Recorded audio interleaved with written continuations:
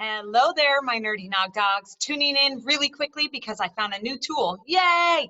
Actually, let's give kudos to Alexander and to Levi because they figured this out before I did. I wish all this online stuff came with instructions, but we are figuring it out as we go, and that's okay because we are flexible, right? Okay, so let's get going. Let me show you this new tool. What's so cool about this is it will really allow for me to check your work as we go and give you instant feedback. And so if you see my screen here, navigating our online learning, this is part 3 because this is our 3rd video now.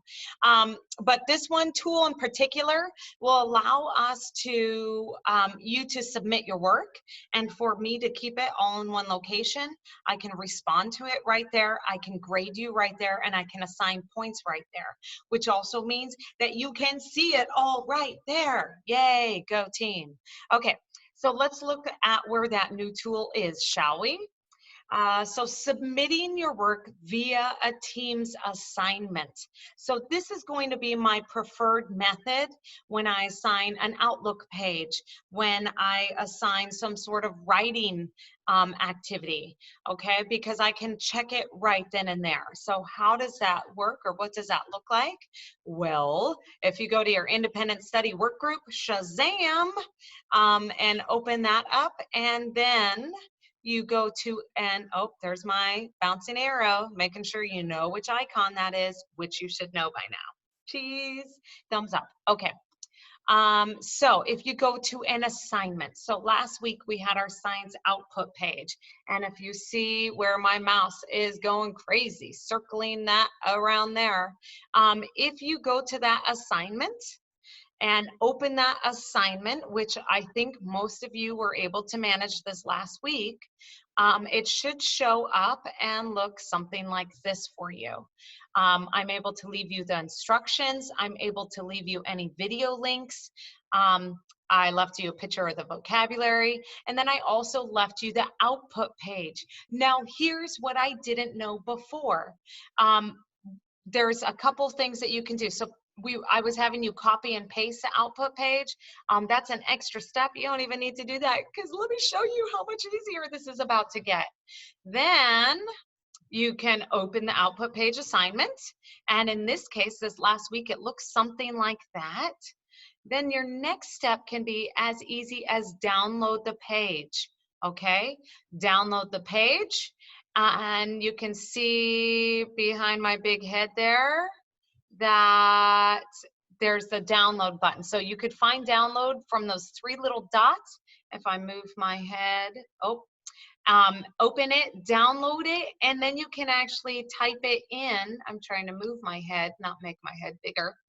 Move my head. So when you open the output page, you'll see that there's these 3 little dots. And then when you do that drop down, you can download the page. Then you can download my output page that I had. You can relabel it and save it as your own, and then you can type right on the page. Okay, so the minute you save it and label it as your own, it'll save in your cloud. How cool is that, right? Your cloud, your Microsoft 365, and then so we go to save as, and here's our OneDrive, Palos Verdes Peninsula. You would have labeled that output page or output chapter 4, lesson 1, 2.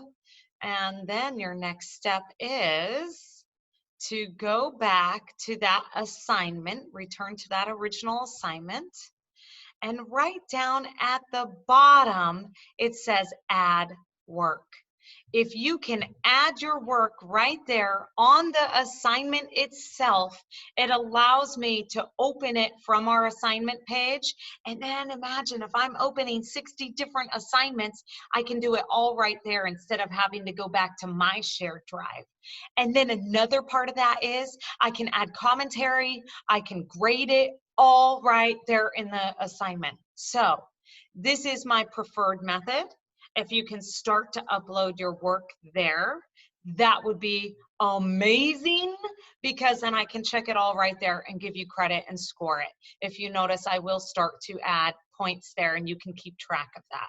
Okay, so again, this is my preferred way for you to submit work when it's on an assignment. Now, when do you not need to submit work in that fashion? When it's the Math and Focus workbook pages, when it's the Wonder workbook pages, when it's a Let's Practice handwritten page that you do, I don't need you to share that with me. We will start to correct some of those Math and Focus workbook pages in our Zoom sessions, but I do not need you to submit those to me right now. Those will be compiled together and you will submit at the end of the year as your proof of work, okay? So what I'm having you submit on assignments is how I will grade you. This is your proof of work, and I will have you check it with me in Zoom and make sure that we're all on target. You do need to submit some work at the end of the year, okay? This is how I'm having my kids do it. Let me show you an example. I'm having them staple all of their weekly work together, and then if you notice up here, I'm having them label what work week it is. So we are moving into our 4th week of this independent study, okay? So all of your Math and Focus workbook pages, all your Let's Practice pages, all of your Wonders workbook, if you have any of those, I would staple them together by week, label them in the right-hand corner. You don't need a cover sheet. You can put the cover agenda on. That's what I did for the first week of for my kids. But if you just label that packet of papers together as week 3 and the date, so again, we're moving into week 4. If you can label that week 4, April 13th, that would be great. You will keep those in a file, and in June sometime, we'll ask you to submit those, okay? That's what we'll do with the handwritten stuff. No need to take a photo and scan it into me and send it to me. I won't have time to check those as it is. You will need to be checking them so we know who needs to be in small group and who's ready for the quizzes, okay? I hope that makes sense.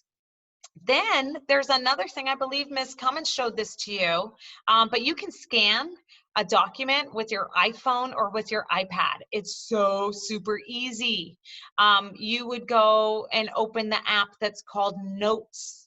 I believe it's called, yeah, just Notes, and it's got a yellow banner up top. In fact, if you can see on my iPhone, oh, I don't know if you can see. It looks kind of like that. And you would just open that and open a new page. When you open a new page, one of the options down at the bottom is a camera. You could take a picture of that document and it'll ask you, scan document, and you say, yes, scan my document. And then all of a sudden it scans that document, and it's easy enough then to forward out to your student email. From there, you could save it to your cloud, or you could actually send it to my email, and you guys all know my email. So that is one easy techie gadget that we have in terms of scanning. Now, my suggestion for your mission report, because your mission report is slightly bigger, it's probably not the most efficient way to share your mission report.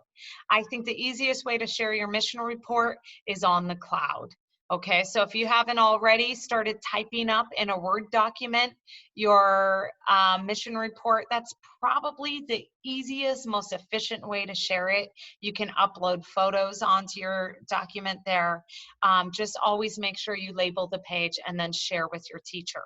Okay, I do have another video online, and I will share that with you guys as well, and your parents have had access to it, but it instructs you directly on how to use your cloud files and how to share those cloud documents with your teacher.